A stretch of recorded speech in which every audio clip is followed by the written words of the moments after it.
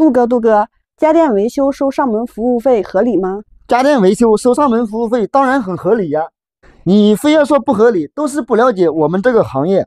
那我告诉你4个原因为什么合理。一、技术，我们维修呢是技术工种，我们要从复杂的电路当中找到故障点，需要掌握各种线路电器元件的知识。就算同一个电器，同样的故障表现，不同的故障部位出现问题也是很正常的。比如说空调的压缩机不启动，它就可能与压缩机过热保护、电容、内外机连接线、电脑板、温度传感器都有关系。那维修最难的就是这个故障的判断，需要有很高的技术。一些简单的配件谁不可以换呢？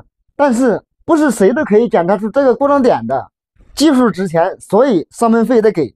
2、生命危险，我们维修常用的生香、焊锡都是含有重金属的有毒化合物，生香不仅难闻，还有微毒。焊锡的话也是一样的，特别是空调安装维修师傅冒着高空作业的危险，一不小心就失去了生命，生命可贵，所以上门费得给。3、漏费，你叫师傅到你家去修，师傅打车也好，坐车也好，最后你不修了，那我们师傅的漏费谁承担呢？你点个外卖都要给跑路费了，那师傅上门维修呢？所以上门费得给。4、机会成本，师傅上门维修一个来回花的时间都够他在店里修好几个电器了，这就是机会的成本。那我们师傅的时间也是很重要的，所以上门费得给。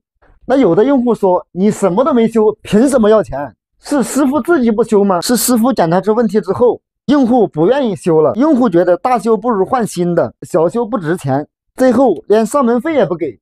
如果每个用户都这样的话，没人干维修了，以后你家的电器坏了，不管是什么故障都没人给你修了，你只能换新的了。最后我们希望适当的上门服务费它是合理的。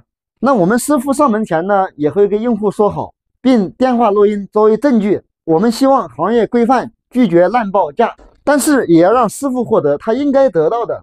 已经看到这里了，给个关注吧，评论区留言讨论。